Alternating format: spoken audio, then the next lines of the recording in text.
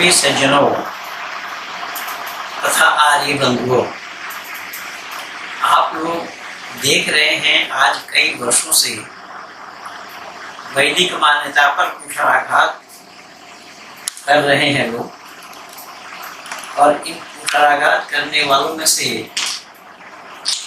आप लोगों ने ये भी देखा कि जो अपने को बौद्धिस्ट कहते हैं, जो अपने को भीम सेना कहते हैं, जो अपने को क्षीर ज्ञानी मानते हैं, जो अपने को बाम सेफ कहते हैं, जो अपने को मूल निवासी कहते हैं, संपूर्ण भारत भर में इन लोगों ने तांडव मचा रखा है।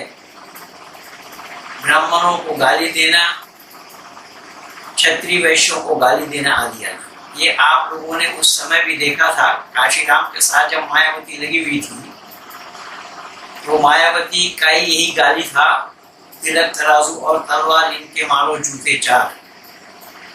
और ये मेहरबानी अंबेडकर से ही हिंदुओं को सुनना पड़ा।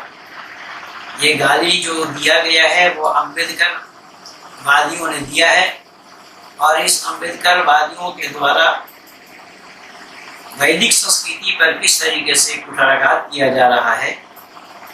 जो वेद का खाल उतारने की बात जिन लोगों ने की थी, मैंने 2 वीडियो उनको बना करके दिया, और जिनके पास कोई जवाब नहीं, आओ मैंने पाल एक्सपोजिट करके वीडियो और निकाला है।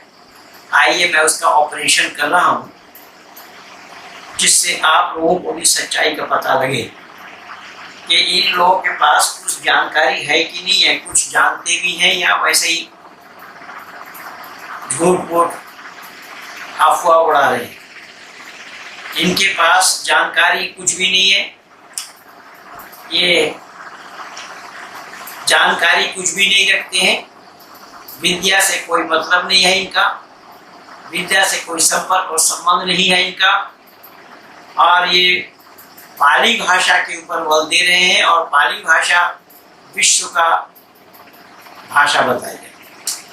आइए पहले हम इन्हीं के पाली से ही आज इनका पोल खोलते हैं, फिर उसके बाद आप लोगों को मैं बताऊंगा भाषा क्या है, किनको भाषा बोला जाता है और किनको इसको जवाब क्या देना चाहिए। पहले इनकी सुनिए, ये क्या बोल रहे हैं।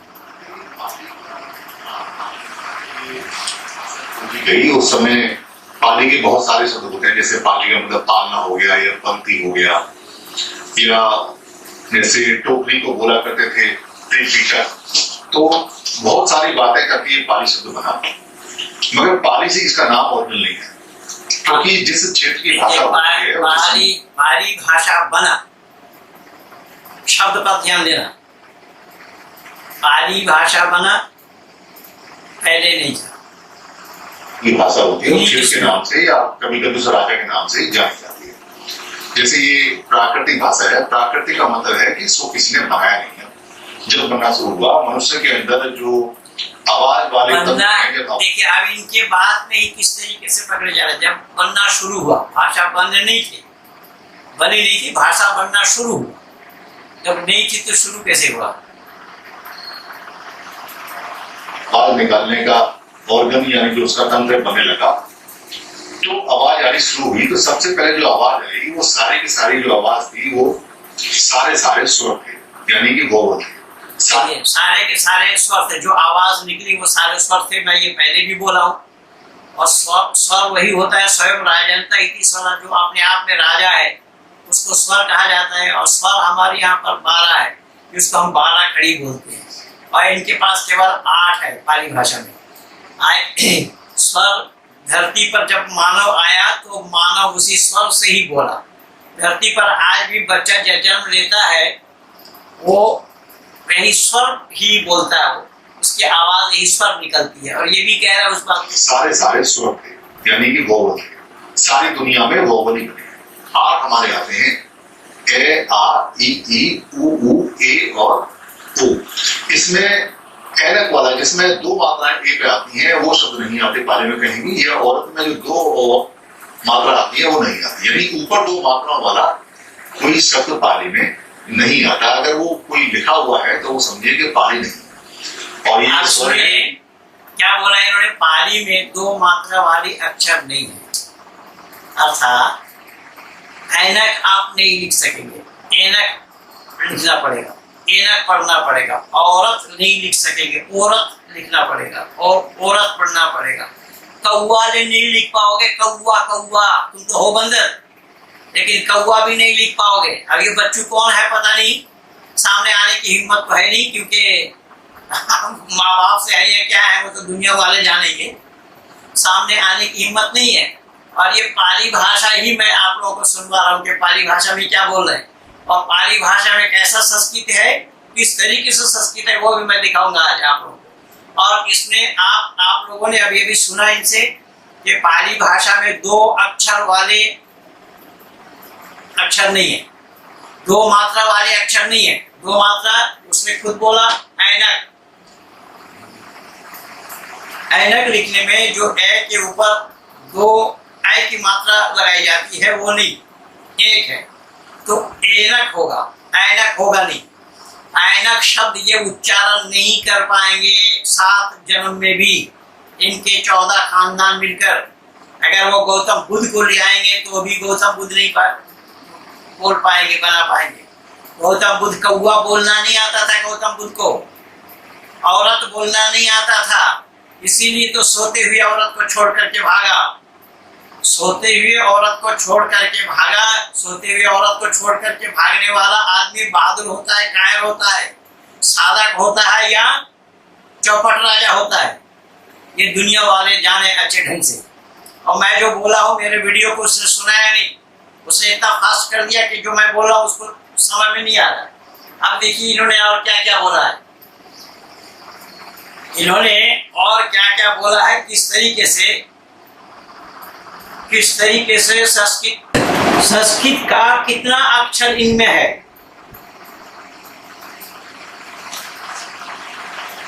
संस्कृत का कितना अक्षर इन लोगों में, इन पाली भाषा में है। और पाली भाषा पहले की भाषा नहीं थी, और संस्कृत मानव मात्र की भाषा है। संस्कृत मानव मात्र की भाषा है जिसे ये लोग जानते ही नहीं है, और ना इन्होंने जानने का प्रयास किया है, क्योंकि मूर्ख लोग जाओ अब क्या जानेंगे, मूर्ख लोगों को पढ़े लिखे से क्या मतलब।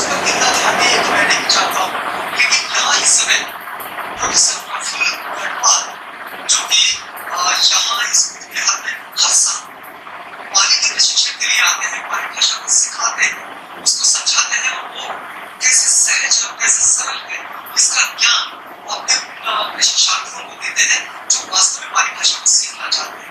जो क्योंकि पाली भाषा में जो उद्वचन है वो उद्वचन अगर भाषा के वर्चन के कारण अगर नहीं सीखने में आया तो शायद उसकी शुद्धता वहां तक नहीं पहुंच पाएगी। और जो उद्वंदना की जाती है वो उद्वंदना तो पाली में है, और अगर उसका अर्थ नहीं समझेगा तो शायद फिर वो जो प्रोफेसर इनको क्लास लेने के लिए पाली भाषा सिखाने के लिए आए, प्रोफेसर की सुनिए क्या बोल रहे हैं। क्या कोई बात है इस वर्कशॉप में आप हमें सिखाना चाहेंगे?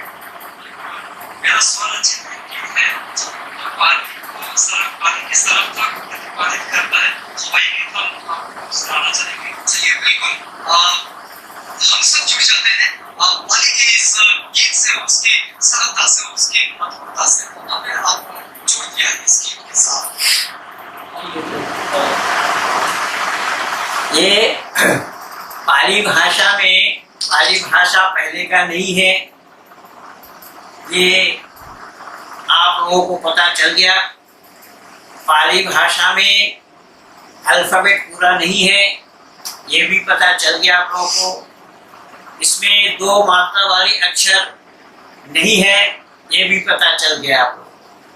और मैंने अपने तरफ से बना करके नहीं बोला, इन्हीं के जो पढ़ाने वाले लोग हैं, इन्हीं के साथ चलने वाले लोग हैं, इनको जो सिखाने वाले लोग हैं, इनके जो गुरु हैं, उन्हीं लोगों से सुनवाया। अब ये देखिए, ये नागपुर में ये आपने सुना कि पाली भाषा ये मधुर भी है और अति सरल है, और ये समझने के लिए बहुत ज्यादा सरल है, बोलने के लिए भी बहुत ज्यादा सरल है। पाली के विषय में एक बात कही जाती है कि इस भाषा को पाली इसलिए कहा जाता है कि ये पालन करने वाली भाषा है। मतलब हम सब के लिए जहां भी हम लोग एक दूसरे से बातचीत करना शुरू करते हैं, उस कम्युनिकेशन की यह भाषा, जब मागधी भाषा जिसको हम कहते हैं, पाली को ये भी कहा गया है अनेकों बौद्ध साहित्य में। यहाँ प्रोफेसर प्रफुल्ल गढ़पाल सर भी हैं, उनसे ये बातचीत करेंगे। लेकिन पहले हम थोड़ा सा समझेंगे कि ये जो शिक्षार्थी यहाँ पर है, जिन्होंने इस पूरे 4 जून से 13 जून तक ये जो पाली भाषा का प्रशिक्षण वर्ग चला है, इन दिनों में इन्होंने क्या सीखा है और क्या समझा है। दीदी, क्या नाम है आपका? आप कहाँ से हैं? आप प्रतापनगर से। ये शिविर निवासी है? फुल टाइम आप यही रुकते हैं? इन दिनों में आपने क्या सीखा है? इन दिनों में हमने, मेरा तो पहला ही शिविर है, तो हर नाम, विभक्ति, ये छोटे छोटे वर्ड से वो सीखे। ये सीखते हुए आपको आनंद आया? जी, बहुत आनंद आया। ऐसा क्यों हुआ? क्योंकि ये जैसे पुरातन भाषा है और हमें ये भाषा सीखनी चाहिए, और जैसे हम पढ़ेंगे सीखेंगे तो हम उसका अर्थ हमें समझ में आएगा। क्योंकि ज़्यादातर पूरा का पाली में ही है, सूक्त पठन, तो अभिगम पीठक जो उनका साहित्य है तो बहुत बड़ा है, तो हमें पढ़ने में आनंद आएगा, तो हम अर्थ पूरा समझ पाएंगे। इस वजह से आपने हमसे पहले बहुत साहित्य पढ़ा है, जी, तो अभी तक भी पढ़ा? विधवा में पढ़ा है। वो हिंदी में पढ़ा था, मराठी में? वो पाली में पढ़ा, पाली में से पढ़ सकते हैं, फिर हम हिंदी में पढ़ आता पाली से पहले से। इस शिविर का कितना लाभ आपको मिलता हुआ नजर आ रहा है? जो भी हम सीखे बहुत अच्छी बात है। देवदामी, एक बात आपको मुझे बताएं कि बंदामी बोला, बंदामी कहाँ संस्कृत का है कि पाली का है? पाली बहुत ही महत्वपूर्ण है। जैसे बुद्ध वाणी भी इसी में है, और जैसे और लोगों की भाषा है हिंदी, मराठी, उसी तरह हमारे बच्चों भी जब छोटे होते हैं तब से ही हम पाली बोलने लगाएंगे तो एक जन भाषा की तरह जैसे पहले थी उस तरह बन सकती है। इसीलिए इसे जीवन में प्रैक्टिस करेंगे तो ये पहले की तरह ही हो सकता है। इस वर्ग की अगर विशेषता बताई जाए इस कार्यशाला की, तो क्या बताएंगे आप? विशेषता कि पाली सीखना बहुत सरल है और पाली सीखने में बहुत अच्छा अनुभव है, और ये जन कल्याण तक जाना चाहिए। जैसे भाषा हिंदी, गुजराती, काव्य, पाली भी हमारे बच्चों को पढ़ना चाहिए, स्कूल में होना चाहिए। जैसे बिहार में जो महिलाएं आते हैं, बच्चे आते हैं, उन्हें भी सिखाना चाहिए। ऐसा धन्यवाद आपका। इस वर्ग में आप इस कार्यशाला में आने के बाद आपको क्या लगा कि आपके जीवन में क्या नई बात आ गई? बहुत ही बड़ी नई बात आ गई है। हम वैसे थोड़े पाली से जानते थे, लेकिन इधर आने के बाद पहले सीखा था, कहाँ से सीखे थे?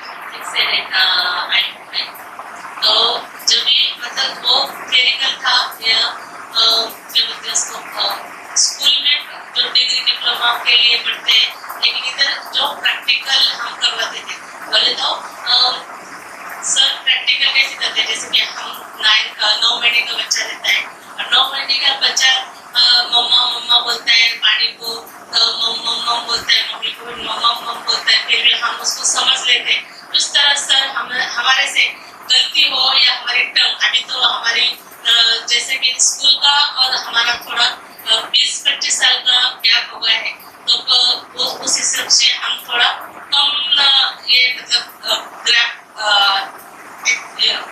कर सकते हैं। तो फिर उसमें ऐसा होता है कि हम जल्दी हमारा प्रोनाउंसिएशन नहीं निकलता, फिर भी सर बोलते हैं तुम्हें ट्राई करनी चाहिए। जैसे कि हम बच्चों से इतना उम्मीद नहीं। इसमें कुछ बदलाव हुआ है? बहुत सारा बदलाव हुआ है। एक हाथ दो कोई वाक्य आप बोल दीजिएगा। ये बोलूँ क्या? गाथा बोलते हैं। हाँ, मेरा अहम विजया अति, नाम विजया अति। मोहम्मद अर्थी, मम नाम विजय अर्थी, ये संस्कृत का है। किसका है, किसके लिए? पाली ने किससे चुराया ये मम नाम? ये किससे चुराया है?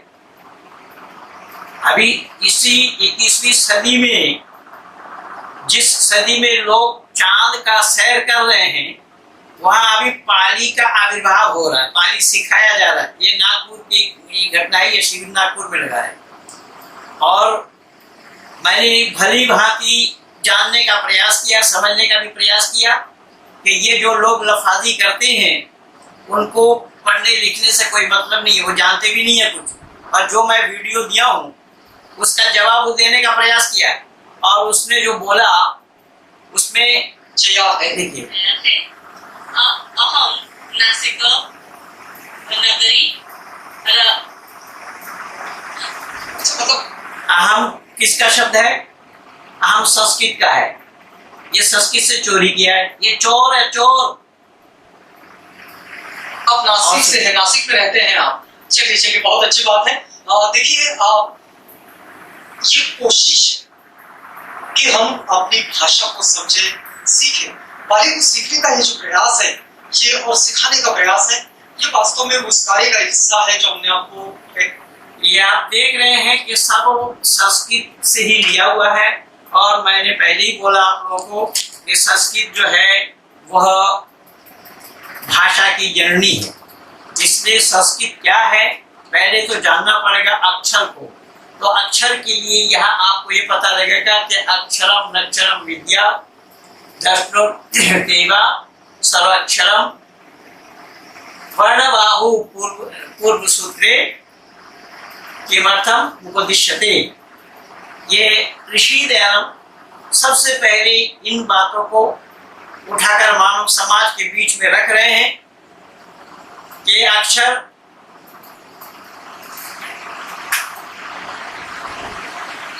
अक्षरम नक्षरम, जो सर्वत्र व्याप्त, जिनका कभी नाश नहीं होता। वर्ण बाहु पूर्व सूत्रे, अथवा जिसको पूर्व सूत्र में वर्ण व अक्षर का कहते हैं। विद्यात, उनको प्रयत्न से जानो। किसको जानो प्रयत्न से? अक्षरों को। तो यहाँ तो अक्षर ही नहीं है। मैं पहले दिखा दिया कि यहाँ पर कई 8 केवल स्वर है इनके, और हमारे यहाँ पर 12 स्वर है। ये 4 कहाँ से लाएंगे? 4 इनके पास है नहीं। मैं बोला ना, औरत उच्चारण नहीं कर पाएंगे, ऐनक उच्चारण नहीं कर पाएंगे, कौवा उच्चारण नहीं कर पाएंगे। तो कौवा को कौवा बोलेंगे, तो कौवा बोलेंगे तो लोग समझ जाएंगे कि ये कौवा बोल रहा है। तो पाली भाषा वाले समझेंगे, दुनिया वाले नहीं समझेंगे। अब पाली अगर इतनी बड़ी थी, इतना आगे से था, तो बिहार को छोड़ करके कहीं पहुंच क्यों नहीं पाया?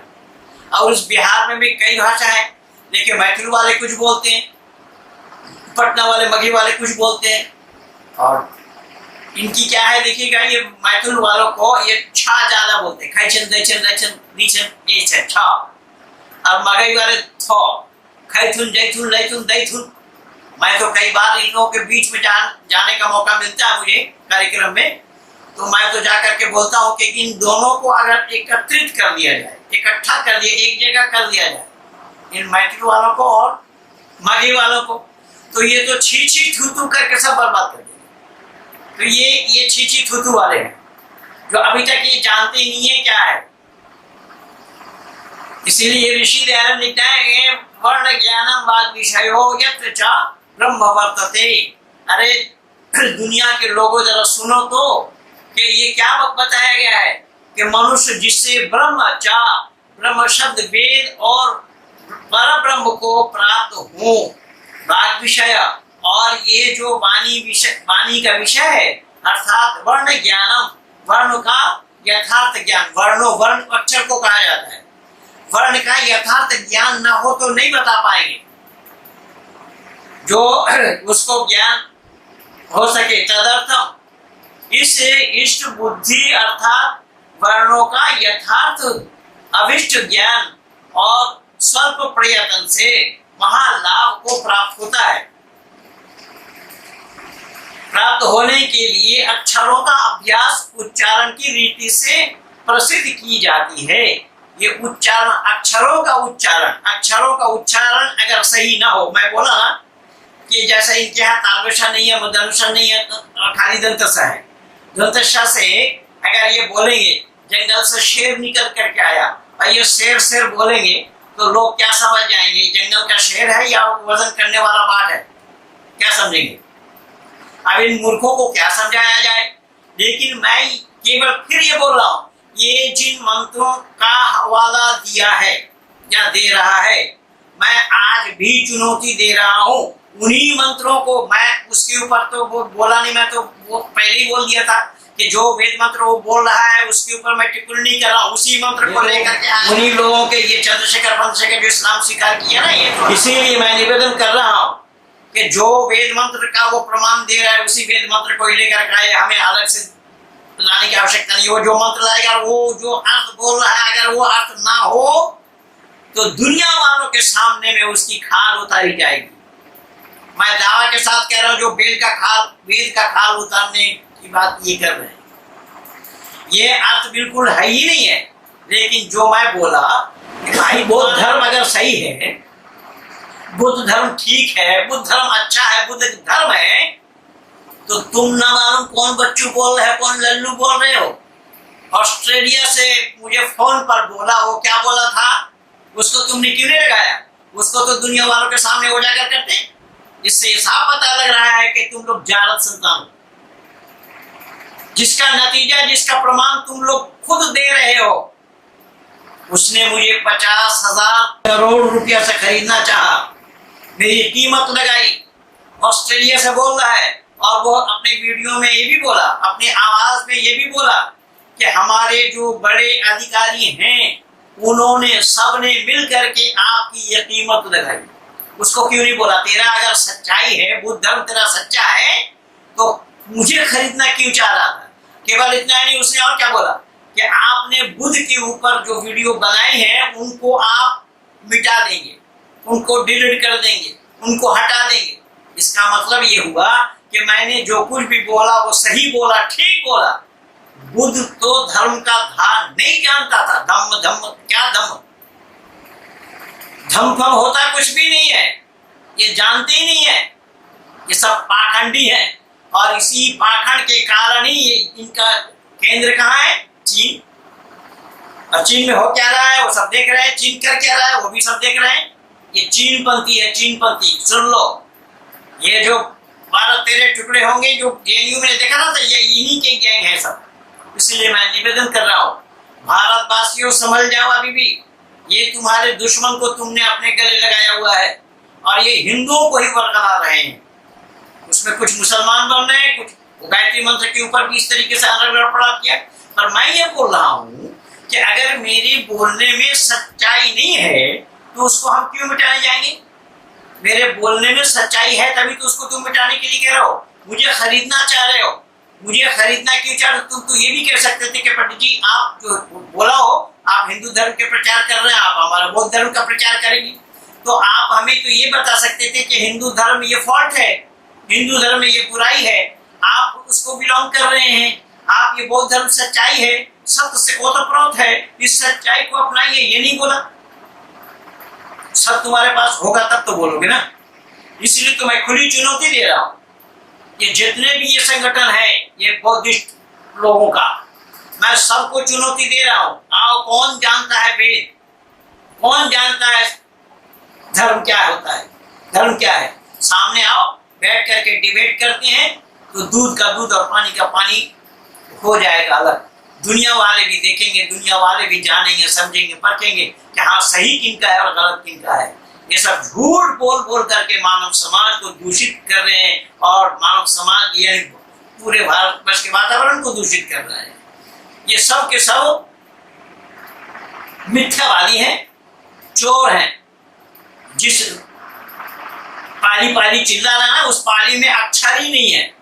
इनके केवल 41 वर्ण है, 41 वर्ण है, उसमें 8 स्वर है। तो जो स्वर पूरा नहीं है, तो स्वर पूरा किए बिना, स्वर को पूरा किए बिना कैसे उच्चारण करो, कैसे पढ़ोगे? इसलिए तो मैं बोला ना, औरत नहीं बोल पाएगा, औरत बोलना पड़ेगा, औरत।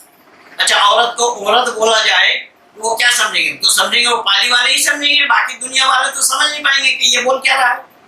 कौवा नहीं बोल पाएगा, कौवा बोलेगा। आइए, है खुद बंदर। इसीलिए मैं इसको लंबा न करता हुआ फिर चुनौती दे रहा हूं, अगर तुम्हारा बौद्ध धर्म सत्य है, सच्चाई है इसमें, तो मुझे खरीदना क्यों चाह रहे थे? 50,000 करोड़ से मुझे खरीदना क्यों चाह रहे थे? वो झूठे मक्कारों, मक्कारी छोड़ो, सच्चाई को अपनाओ, क्योंकि यही मानवता है, सत्य को ग्रहण करना और असत्य को छोड़ देना। यही मानवता के दायरे में आता है। मानव बनने के लिए सत्य को धारण करना पड़ेगा, असत्य को छोड़ना पड़ेगा। और तुम लोग मानव भी नहीं हो, मानव के दायरे में भी नहीं हो। इसीलिए मैं निवेदन कर रहा हूँ कि ये विडंबना है जो इन लोगों ने इस तरीके से सत्य सनातन वैदिक धर्म पर कुठाराघात किया और वेद पर अनर्गढ़ कर रहा है। वेद का हुआ जानते नहीं है, जो अक्षर ही नहीं है तो जानेंगे कहां से? इसीलिए मैं निवेदन कर रहा हूं कि आप सब भारतवासियों को चाहिए कि ऐसे लोगों को बेनकाब करें, ऐसे लोगों का पर्दाफाश करें जो भारतवर्ष के अंदर में हिंदू समाज को बरगला रहे हैं। ये कई कोई हाथी के नाम से राजनीति कर रहे हैं।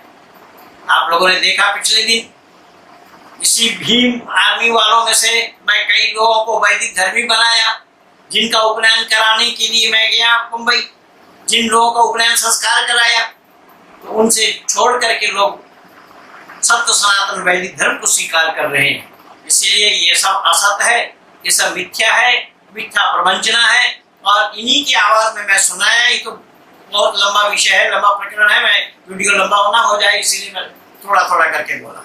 ये भाषा विज्ञान कोई नहीं जानता है कि भाषा किसको बोला जाता है। ये भाषा विज्ञान को नहीं जानता तो क्या आज पाली भाषा सिखाई जा रही। अगर ये पुरानी भाषा है, अशोक का है, तो उसका है आगे जाहिल बोल क्या रहा है कि अशोक, ये ब्राह्मणों ने तालवेशा लिख दिया पहले अशोक। अशोक और शोक दोनों में अंतर क्या है ये जानते ही नहीं है। शोक होता है गम, दुख, और शोक होता है जो सूख जाए, जैसा ब्लडिंग पेपर, स्याही गिर जाता। बचपन में जब वैसी रोशनाई से लिखते थे, स्याही कहीं गिर जाए तो ब्लडिंग पेपर से उसको चिपकाते तो शोक लेता वो, उसको शोक बोला जाता है। और शोक, गम, तो भाषा का ही ज्ञान तुम लोगों को नहीं है, क्या उल्लूपना की बात कर रहे हो। इसीलिए मैं बोलूंगा कि वज़िद्दु कुल्लि इम्रिइन मा कान यजहलहु वल जाहिलून लिअहलिल इल्म आज़ाउ। कि अरबी जुबान में मैंने बोला कि जिद करते वो लोग जो कि नावाकिफ होते हैं। इसीलिए आलिम आदमी का दुश्मन जाहिल है। ये विद्वानों के दुश्मन है, शत्रु है, क्योंकि ये सब अपढ़ है, लिख लोढ़ा पड़ पत्थर है, जिसको LLPP भी बोलते हैं। तो मैं निवेदन कर रहा हूं कि भाई अगर तुम्हारा सच्चाई है तो सामने आकर के डिबेट क्यों नहीं कर लेते? दूध का दूध और पानी का पानी हो जाएगा। सामने आओ, मैं तो दावत दे रहा हूँ। मैंने वेद मंत्र को तो मैंने बोला कि कई बच्चों ने भी मेरे पास भेज दिया है वेद, तुम जो बोल रहे हो जिस नंबर से तुमने वेद का प्रमाण दिया है वो अर्थ नहीं है। मैं उसी को ही लेकर के आने के लिए कह रहा हूँ, उसी को लेकर के आओ जो तुम दिखा रहे हो, जो तुम बोल रहे हो। अगर उसका अर्थ वो ना हुआ तो मैं बता रहा हूँ, फिर बता रहा हूँ कि जैसा तुम वेद का खाल उतारने की बात कर रहे थे ना, तुम्हारी खाल उतर जाएगी। ये मैं दावा के साथ कह रहा हूँ। आओ, हिम्मत हो तो डिबेट के लिए सामने आओ। इसीलिए बंधुओं, ये बौद्ध धर्म कितना मिथ्या प्रवंचना है, ये सब आप लोगों ने देखा कि इनके भाषा विज्ञान से भी, इनके पाली भाषा से भी मैंने आप लोगों को अपूर्णता की बात मैंने कहीं नहीं प्रमाण दिया कि अपूर्ण क्यों और कैसे है। वो भी मैं इन्हीं लोगों की जुबान से बोला। और वो सब संस्कृत, अहम, मम, मम नामम, वो क्या है वो? मम नाम कहाँ से पाएगी? मम शब्द कहाँ से पाएगी? अहम शब्द कहाँ से पाएगी? ये सब संस्कृत के हैं। इसीलिए बाप को बाप कहो, बाप बनने का प्रयास मत करो। समझ गए जाहिलो, मूर्खो? बाप को बाप मानो, वरना तो लावारिश कहलाओगे। इसीलिए आओ, अगर हिम्मत है तो तो मैदान में आओ, सामने बैठ करके डिबेट करते हैं, स्टैम्प पेपर पे लिखा पढ़ी करके डिबेट करता हूँ। हार गए तो तुम्हारे हो जाएंगे और तुम हार गए तो हमारे हो जाना। और ये चुनौती मैं केवल बौद्ध धर्मियों को नहीं, धरती पर जितने भी मत मतांतर वाले धर्म बोल रहे हैं उन सब मत मतांतर वालों को मैं एक चुनौती दे रहा हूँ कि तुम सब धर्म बोल रहे हो। इस्लाम वाला भी धर्म बोल रहा है अपने को, ईसाई भी अपने को धर्म बोल रहा है, ये बौद्ध भी अपने को धर्म बोल रहा है। इसमें से एक भी कोई भी धर्म नहीं है। अगर धर्म है तो सामने आओ और तुम में से कौन सा सच्चा है धर्म, उसको सिद्ध करो। और मैं सिद्ध करके दिखाऊंगा कि ये धर्म नहीं है, ये मत है, पंथ है, व्यक्ति विशेष द्वारा चलाया हुआ है। लेकिन धर्म एक है जो ईश्वर प्रदत्त है, जो आज सृष्टि से अंत तक रहेगा। इसीलिए वेद मुकद्दस में परमात्मा का उपदेश है, सूर्य चंद्रमा सब धाता यथा पूर्व में कल्पयते, ये पहले भी था, अब भी और आगे भी रहेगा। इसका मुकाबला न किसी ने किया है और न किसी से हो पाया है, न किसी से किया जाना संभव है। मैं तुम विशेष करके इन तीनों को चुनौती दे रहा हूँ, इन तीनों संप्रदाय वालों को मैं चुनौती दे रहा हूँ कि तुम सब सत्य का दावा कर रहे हो। कौन तुम्हारा सच्चाई है? आओ। अरे तुम क्या सत्य का दावा करोगे? इसी इस्लाम में ही 72-73 फिरके हैं, सब सत्य का दावा कर रहे हैं, लेकिन एक ही जन्नती होगा। 72 में से एक ही जन्नती होंगे, वो भी नहीं हो पाएंगे। वो भी मैं प्रमाण दे दूंगा, वो भी नहीं हो पाएंगे। मैं सारा खजाना लिए बैठा हूँ। इसलिए तुम तीनों को मैं ये चुनौती दे रहा हूँ कि इस्लाम वाले तुम कह रहे हो हमारा सच्चा धर्म है, बाइबल वाले तुम कह रहे हो हमारा सच्चा धर्म है, और बौद्धिस्ट वाले तुम कह रहे हो हमारा सच्चा धर्म है। आओ, तुम तीनों में से पहले ये निर्णय लो कि किसका सच्चा है। और सत्य सिद्ध नहीं कर पाए तो फिर मैं अपना सत्य सिद्ध करके दिखाऊंगा। स्टैम्प पेपर पे लिखा पढ़ी करके हम डिबेट करेंगे। आओ, इसके माध्यम हम डिबेट करके दुनिया वालों को भी बताएं सत्य क्या और झूठ क्या है। इन्हीं शब्दों के साथ मैं अपनी वाणी को यहीं पर विराम दे रहा हूँ। आप सब लोगों को बहुत बहुत धन्यवाद कहिए। भारत माता की जय। साइंस को लेकर जर्नी करने वालों, तुम्हारी पाली भाषा ही अवैज्ञानिक है। उसमें ना स्वर पूरा है, ना तुम्हारा व्यंजन पूरा है। हमारे यहाँ 63 वर्ण है, 63 वर्णमाला है हमारे यहाँ, 63 कहाँ से पाओगे तुम? उदात अनुदात स्वर कहाँ से ले आओगे? तो साइंस तुम्हारा क्या है? साइंस में जर्नी कर रहे हो तुम, साइंस का 100 नहीं है और तुम पैदल घूम रहे हो और जर्नी कर रहे हो साइंस में। तुम्हें अकल नाम की कोई चीज़ ही नहीं है। तुम जब औरत का उच्चारण नहीं कर पाओ, 2 मात्रा वाली अक्षर ही नहीं है, तो सच्चाई को स्वीकार करो। यही मानव होता है, सत्य को स्वीकार करना और असत को छोड़ देना। इसीलिए सत्य को स्वीकार करो।